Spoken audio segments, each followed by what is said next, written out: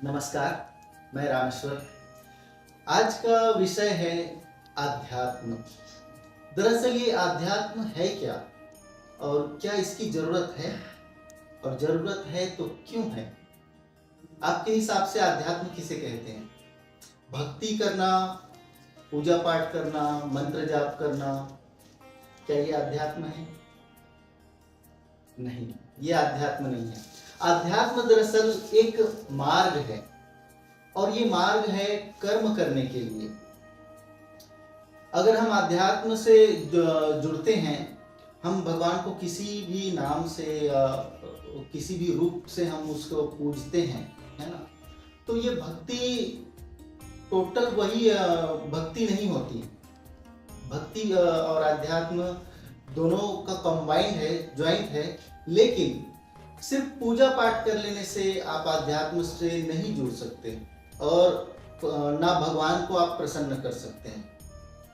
लेकिन आध्यात्म का मतलब ये है कि अगर आप किसी भी देवी देवताओं को पूजते हैं तो उनके मार्गदर्शन पर चलेंगे ना, वो होता है आध्यात्म।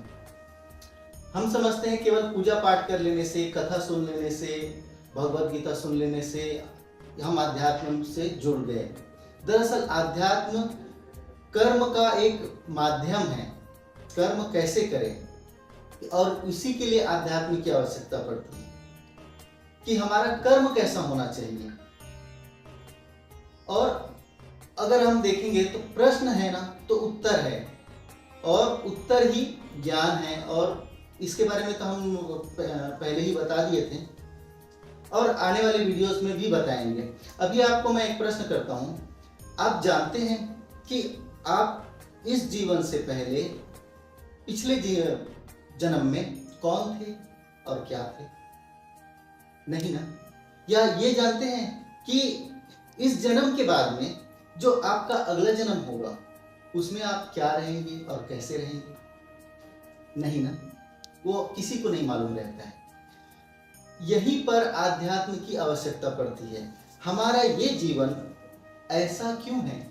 हमारे साथ में घटना क्यों ऐसे घटी, दुर्घटना क्यों घटी, और ऐसी घटनाएं और दुर्घटनाएं मेरे साथ ही क्यों घटी?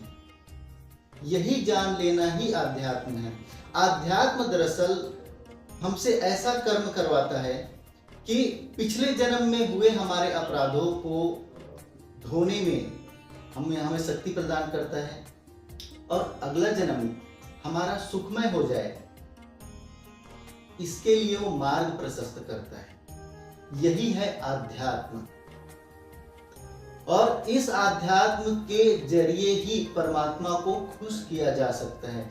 और आध्यात्म में से जुड़ने का एक सरल मार्ग है, आप धर्म की राह पर चलो। धर्म सबसे पहले हमने बताया था सनातन धर्म क्या है ना? सत्य, न्याय, मानवता और प्रेम। इसको कभी त्याग नहीं करना है, सत्य को स्वीकार करके चलना है, किसी के साथ में अन्याय नहीं करना है, मानवता को कभी खोने नहीं देना है, और सबसे प्रेम करो। भगवान की पूजा किए बिना ही भगवान स्वयं आपके सामने आ सकते हैं, सिर्फ यही कर्म की वजह से। परमात्मा भी ये नहीं कहता कभी कि तुम मेरी पूजा करो, ना भगवान राम ने कहा, ना भगवान कृष्ण ने कहा, लेकिन उन्होंने सिर्फ यही संदेश दिया है कि धर्म की राह पर चलो। धर्म की राह पर चलना ही आध्यात्म है। न्याय सबके साथ करो। कभी कभी क्या होता है, जब हमें न्याय करने का अवसर प्राप्त होता है ना, तो एक पक्ष में हमारा शत्रु होता है और एक पक्ष में हमारा भाई या हमारा अपना कोई होता है। यहाँ पर न्याय व्यवस्था लड़खड़ा जाती है ना? ठीक है, आपने अगर आपका भाई गलत किए हैं, उसको दंड नहीं दे सकते आप, ठीक है ना, लेकिन वहां पर बोल सकते हैं कि गलती मेरे ही भाई की है, मेरे शत्रु की नहीं है। अगर ऐसा करते हैं तो शत्रुओं के दिलों में भी आप राज कर सकते हैं, और आपका सम्मान उनके दिल में बढ़ जाएगा। तो ये होता है आध्यात्म। आध्यात्म दरअसल हमें पाप करने से, अपराध करने से रोकता है। अध्यात्म हमें स्वयं का परिचय करवा देता है, जब आप स्वयं से ही परिचय नहीं हो पाएंगे तब तक कि आप परमात्मा को नहीं पहचान पाएंगे। दूसरी बात, अध्यात्म में जुड़ने के लिए आप पूजा पाठ करते हैं, मंत्र जाप करते हैं और समझते हैं कि भगवान खुश हो गया। आप एक बार सोच कर देखिए, अगर भगवान, जिस भगवान को आप पूजते हैं, अगर वो आपके सामने आएंगे तो कैसे आएंगे? कि डायरेक्ट प्रकट हो जाएगा, पुत्र तुमने बहुत अच्छा मेरी पूजा पाठ किए, आरती किए, इसलिए मैं बहुत प्रसन्न हो गया, अब मांगो, जो मांगना चाहते हो मैं देने के लिए तैयार हूं। ऐसा हो सकता है? नहीं, ऐसा बिल्कुल नहीं हो सकता। लेकिन परमात्मा जो है, भगवान जो है, धर्म की राह पर चलकर अगर आप अध्यात्म को अपनाते हैं ना, तो उसी की इम्तिहान लेने के लिए आपके सामने जरूर आएगा। और दरअसल हम तो अध्यात्म से जुड़े हैं, इसलिए भगवान को मंदिरों में ढूंढने लग जाते हैं, लेकिन परमात्मा जब भी हमारे सामने आएगा ना, तो केवल इम्तिहान लेने के लिए ही आएगा। और उनका काम ही यही है कि वो सबसे पहले इम्तिहान लेता है, बिना जांचे परखे। किसी ने कहा कि ऐसा करोगे, वैसा करोगे, पूजा पाठ करोगे तो भगवान खुश हो जाएगा। हम हिंदू धर्म वाले हैं, हम सनातन धर्म वाले, हमारे पर संस्कार है कि ऐसा करना ही चाहिए। किसी भी चीज को करने से पहले, मानने से पहले ना, उसे जांच लेना, परख लेना, ये सही है। तब मानो कि वाकई में परफेक्ट है या नहीं है, नहीं तो वही हो जाएगा। शिरडी वाले साईं बाबा बहुत चमत्कारी हैं, बहुत महान हैं। अरे भाई, शिरडी वाले साईं बाबा उर्फ चांद मियां के बारे में पहले जान तो लो कि वास्तविकता में वो कौन थे। किसी ने तुम्हारे सामने भगवान बनाकर रख दिए तो पूजा करने लग गए, लेकिन किए हैं चमत्कार या नहीं किए, कोई गारंटी नहीं। तो सबसे पहले जानो, किसी को भी मानने से पहले ठीक से उसका परीक्षण करो, जांचो, परखो। परमात्मा को भी यही पसंद है, जो जांचता है, परखता है, उसी के सामने जाना चाहता है। और अगर कोई आरती उठाकर ऐसे आरती करने लग गए ना, तो उसके सामने नहीं जाएगा। अगर आप सोचते हैं कि भगवान को भजन गा के, आरती करके, मंत्र जाप करके उसको प्रसन्न किया जा सकता है, ऐसा बिल्कुल नहीं होता। हम अगर उसके सामने 2 अगरबत्ती जला दिए, आरती किए, अब भगवान खुश, तो भगवान भी वैसे ही कर देता है। तुम्हारे सामने ऐसे अगरबत्ती घुमा दिए, वो बोल देता है जी साहब बराबर। सबसे पहले ये जानो कि जिसकी तुम पूजा करते हो वो तुमसे क्या चाहता है। एक्चुअल में वो भी तो चाहते हैं ना। हम जिसकी पूजा करते हैं, हम भी उससे चाहते हैं कि हम पूजा कर रहे हैं, हम तुम्हारी भक्ति कर रहे हैं, तो इसके बदले में हमको कुछ चाहिए। और इसी लालसा में तो हम कभी भक्त बन जाते हैं, तो कभी और कुछ। सही है ना? भगवान क्या चाहता है? जिसकी हम पूजा करते हैं, जिसकी आराधना करते हैं, वो सिर्फ यही चाहता है तुम उसकी पूजा करो। ये बिल्कुल नहीं कहेगा, लेकिन वो जरूर ये कहेगा मेरे जो उपदेश है उस उपदेश पर चलो, उस राह पर चलकर देखो।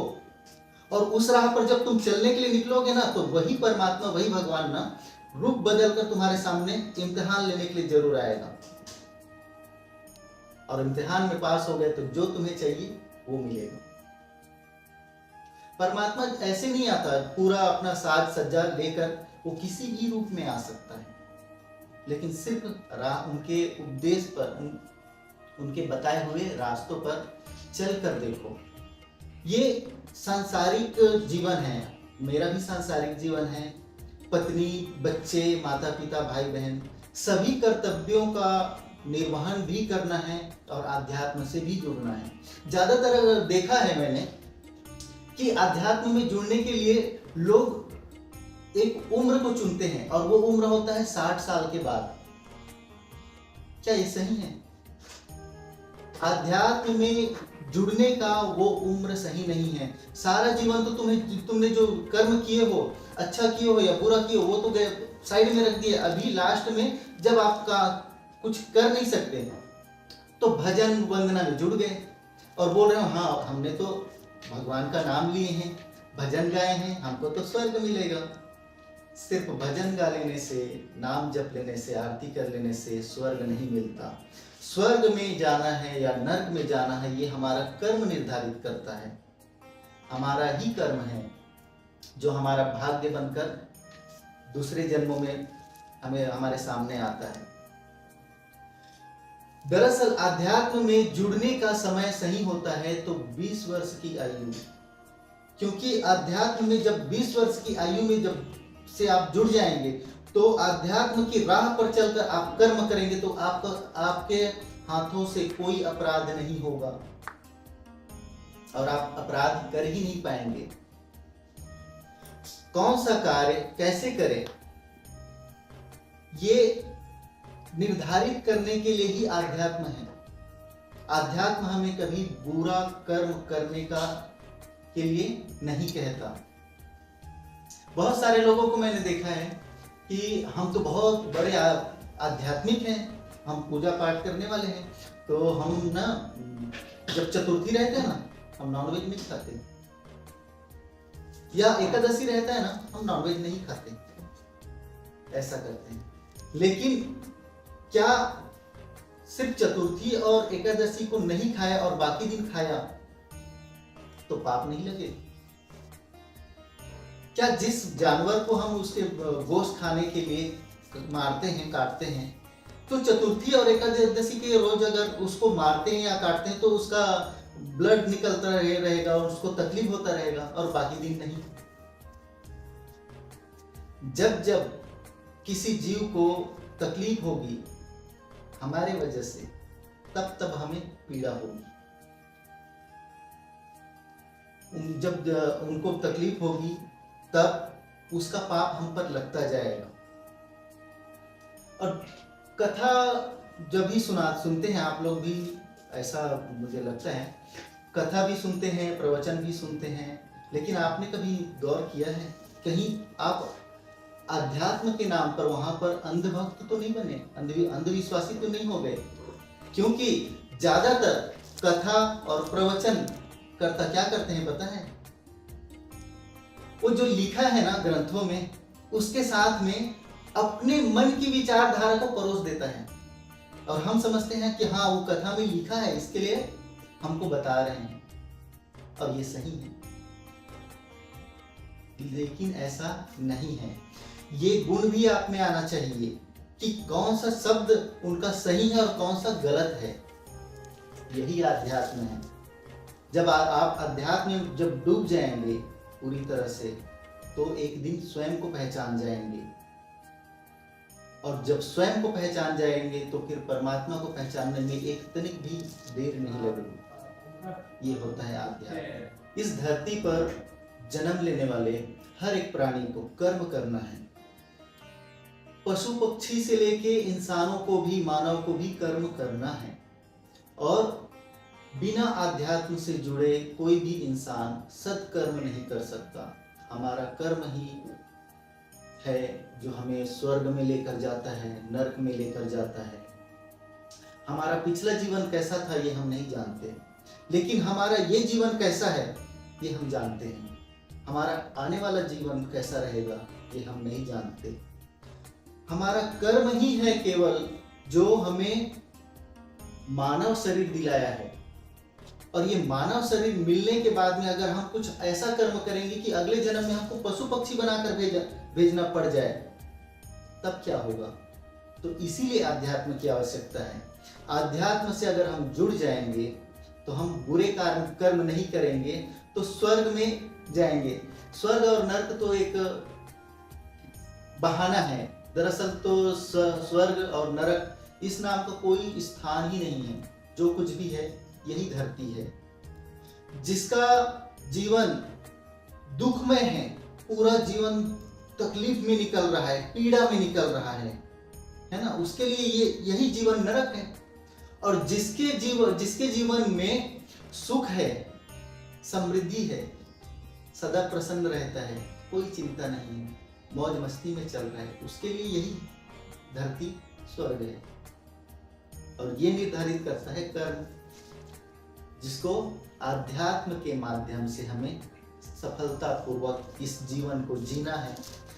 वो बिल्कुल आध्यात्म नहीं हो सकता जो आपको पाबंदी में बांध दे, क्योंकि आध्यात्म हमको स्वतंत्र करता है कि ये पाबंदी में आ गए कि ये नहीं करना है, हम इसको मानते हैं, इसके लिए वजह से ये नहीं करना है, वो नहीं करना है, ये तो पाबंदी हो गई ना, आजादी कहाँ हुई?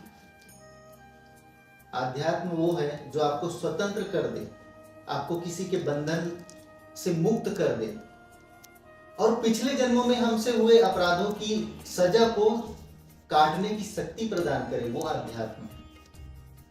आध्यात्म वो मार्ग है जो सीधे हमें परमात्मा के दर्शन करा सकते हैं, लेकिन सावधान रहिएगा, क्योंकि आध्यात्म की आड़ में इस धरती पर बहुत सारे ऐसे है महाज्ञानी, डेढ़ ज्ञानी, जो आपको अंधविश्वास के दलदल में भी धकेल रहा है।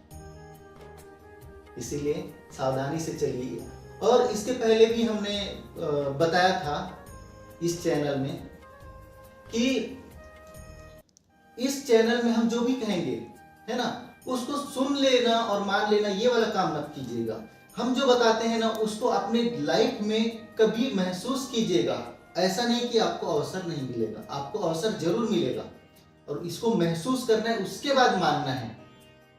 उसके बाद में कमेंट करके बता सकते हैं कि आपने जो कहा था वो बिल्कुल सत्य है। तो ये रहा आध्यात्म की बातें, और हमारे ज्ञान को पहले जांचिए, परखिए, और हमारे जितने भी सत्संग है ना, उसको सारे सत्संग को सुनिए, देखिए, तभी आपको समझ में आएगा। केवल एक दो हमारे वीडियोस को देख लेंगे और बोलेंगे कि अच्छा है, ठीक है, तो फिर वो नहीं, वो आध्यात्म से जुड़ने का कोई मतलब नहीं है ना। तो फिर आपको आध्यात्म से वाकई में जुड़ना है, आपकी लाइफ में अगर कुछ चाहिए हमसे, तो फिर आपको सारे वीडियोस एक क्रम से देखते जाना है कि जितने भी वीडियो आए हैं ना हमारे इस YouTube चैनल में, ये है एक दूसरे के बिना सभी अधूरे हैं, एक दूसरे का ही पार्ट है। इसलिए शुरुआत से लेकर के ऐसे देखते देखते जाएंगे ना, तो फिर आपके लाइफ में काम आएगा। और इसके पहले भी हमने बताया था कि सबसे पहले आप चैनल को सब्सक्राइब कर लीजिए, ताकि जब भी वीडियो आए आपको पता चल जाए। और दूसरी बात, इस चैनल में बहुत सारे वीडियो आने वाले हैं, हमारे पास बहुत सारे बातें हैं जो आपके लाइफ में काम आ सकती है। इसीलिए अगर ये क्वांटिटी बढ़ गया ना इन वीडियोस की, तो फिर आप कंटिन्यू देख नहीं पाएंगे, है ना। इसीलिए अभी से चैनल को सब्सक्राइब कीजिए और एक के बाद एक ऐसे देखते आइए। एक बार देख लिए तो दोबारा भी देखिए, 3 बार देखिए, तो अब आपके दिमाग में समझ में आ जाएगा कि क्या है ना। और अगले सत्संग में हम चर्चा करेंगे कि देखो, जब हम कुंडलिनी शक्ति के बारे में जानते हैं ना, और पहचानते हैं कि हाँ, कि कौन सी कुंडलिनी शक्ति जागृत होने से कौन सा शक्ति मिल जाता है, पावर मिल जाता है ना। ऐसे हम 7 शक्तियां होती है, 7 शक्तियों के बारे में जब जानते हैं तो हमारे मन में ख्याल आता है, ये शक्ति अगर मुझे मिल जाए तो। और हम सोचते हैं कि मैं भी एकलव्य की तरह मेहनत करूंगा, अभ्यास करूंगा और जागृत कर लूंगा अपनी कुंडलिनी शक्ति को, है ना। ऐसे हमारे दिमाग में ख्याल आता है। तो हम अगला सत्संग ना कुंडलिनी शक्ति के बारे में ही करेंगे, और जिसके अगर आपके भी दिमाग में वो बुखार है कि मैं भी एकलव्य की तरह कर सकता हूँ, वो बुखार हम उतार देंगे अगले वीडियो में। तो अगला हमारा विषय रहेगा कुंडलिनी शक्ति, उसमें सावधानी क्या है और कैसे जागृत किया जाता है। तब तक के लिए नमस्कार।